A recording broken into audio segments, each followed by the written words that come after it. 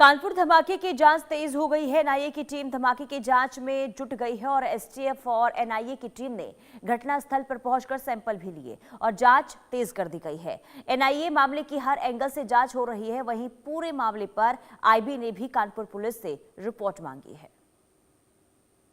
तो आपको बता दें कि कानपुर में देखिए जो हमला हुआ था, यानी कि जो धमाका हुआ था, इसके बाद वहां पर जांच में तेजी लाई गई है। दो तस्वीरें आपको दिखा रहे हैं। लगातार इस पूरे मामले को लेकर छानबीन और जांच जो है आपको बता दें कि आतंकी एंगल से हो रही है। कानपुर में हालात का जायजा लिया हमारे संवाददाता अभिषेक सिंह ने। आपको रिपोर्ट दिखाते हैं।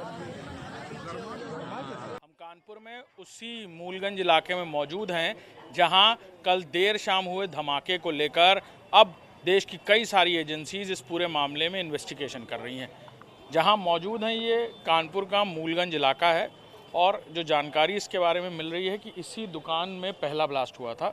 यानी इस दुकान में रखा एक बॉक्स पहले धमाके की भेंट चढ़ा और फिर आसपास स्कूटी में धमाका होना शुरू हुआ और फिर पूरे इलाके में अफरा तफरी मच गई। 8 लोग गंभीर रूप से घायल हुए हैं।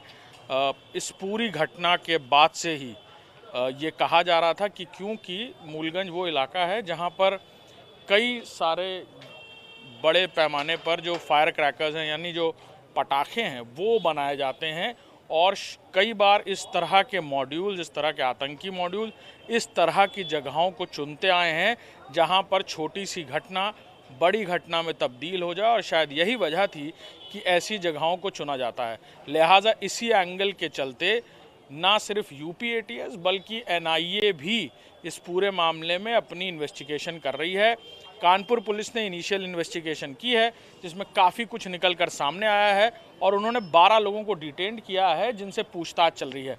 वहीं थ्रेट परसेप्शन को समझते हुए देश की बाकी एजेंसीज, यानी सीधे तौर पर कहा जाए तो नेशनल इन्वेस्टिगेटिंग एजेंसी और यूपी एटीएस ने भी यहाँ सैंपल कलेक्शन का काम किया है।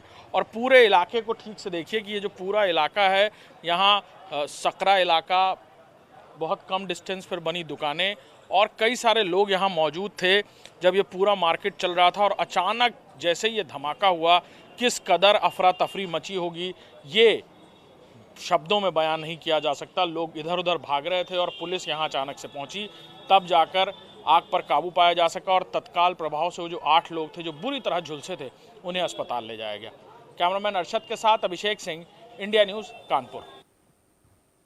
कानपुर में हुए धमाके को लेकर कई सारी कयासें लगाई जा रही हैं और इनिशियल इन्वेस्टिगेशन में क्या कुछ निकल कर आया है, ये बातचीत करने के लिए हमारे साथ जॉइंट सीपी आशुतोष कुमार जी हैं।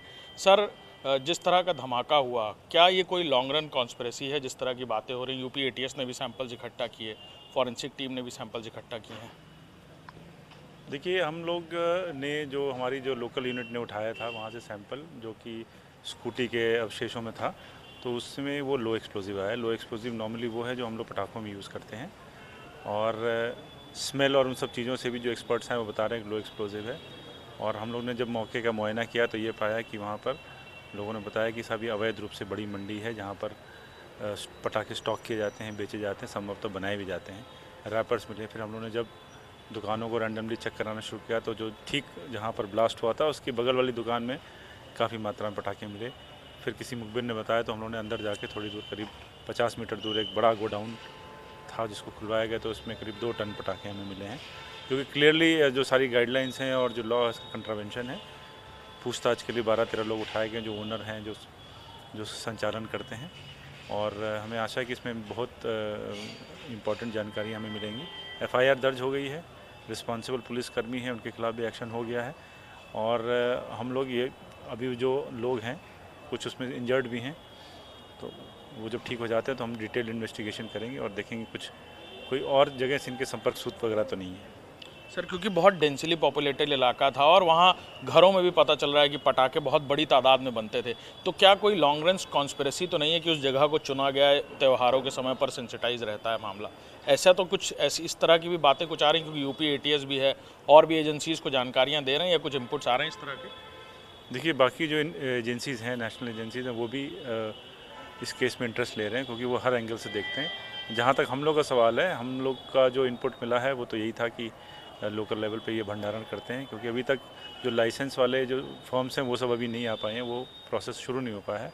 तो पैसा बनाने की, जल्दी मुनाफा बनाने के चक्कर में लोग वहाँ करते रहे हैं। और ये अगर आप पूछेंगे वहाँ जाके तो शायद पुलिस वाले ना बताएं, वो ना बताएं, लेकिन गैर आधिकारिक तरीके से लोग पक्का बताएंगे कि यहाँ पे सारे पटाखे हर तरह के मिलते हैं। सर स्कूटी में क्या पटाखा ले जाया जा रहा था? क्योंकि एक थ्योरी ये भी आई है कि 3 साल पहले स्कूटी चोरी हुई थी, उसमें ये ब्लास्ट हुआ। कई मॉड्यूल्स इस तरह की सिचुएशन में इस तरह के व्हीकल्स, थेफ्ट व्हीकल्स यूज़ करते हैं, तो ये भी एक एंगल है सर? वो देखिए, एक वीडियो हम लोग को मिला है, सीसीटीवी फुटेज, जिसमें दिख रहा है कि एक बॉक्स है, बॉक्स में से चिंगारी निकली और उसका सब अंधेरा अंधेरा हो गया। तो वो ब्लास्ट का एपिसेंटर तो वही था। स्कूटी से संभवतः वो लोग जो परचेज करने आए थे वो उनकी थी। स्कूटी के अंदर कोई पदार्थ हो, ये अभी हम लोग रूल आउट नहीं किया है, लेकिन प्रथम दृष्टया ये लग रहा है कि वो जो बॉक्स रखा था जिसमें पटाखे या संभवतः पोटेशियम नाइट्रेट जो यूज़ होता है बनाने में पटाखे, उसमें आग लगी किसी तरह एक्सीडेंटली या जैसे भी, और उससे ब्लास्ट हुआ है। सर अभी तक कोई लॉन्ग रन कॉन्स्पिरेसी या वहाँ पर इलाके में इस तरह की कोई चीज़ अभी तक निकल कर आई है क्या प्राइमरी इन्वेस्टिगेशन? देखिए, अभी वहाँ के लोग तो कुछ बोल नहीं रहे हैं। अभी जो आदमी अक्यूज़ड है उससे अभी पूछताछ जारी है, बाहर की टीमें भी आई हैं, उससे पूछताछ कर रहे हैं।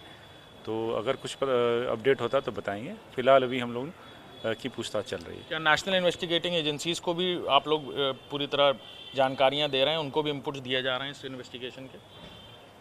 हाँ जी, उनकी टीमें भी आई हुई हैं, ATS की टीम है और वो NIA की टीम भी है, IB की टीम वगैरह भी। ये सब बातें बताने वाली नहीं होती, लेकिन इस तरह का जब ब्लास्ट होता है तो हर तरह के एंगल को चेक करने के लिए उनका इंटरेस्ट रहता है और वो अपने फील्ड ऑपरेटिव्स के माध्यम से जानकारियाँ प्राप्त कर रहे हैं। बिल्कुल, हर थ्रेट परसेप्शन को एनालाइज किया जा रहा है और पुलिस हर एक एंगल में जांच कर रही है। खासतौर पर देश की बाकी एजेंसीज भी इस त्योहारों के समय हुई इस घटना को लेकर खासी मुस्तैदी से जानकारी कर रही है। कैमरामैन अरशद के साथ अभिषेक सिंह, इंडिया न्यूज़, कानपुर। और चलिए यहाँ रुकेंगे छोटे से ब्रेक के लिए। ब्रेक के बाद फौरन हाजिर होंगे कुछ और खबरों के साथ।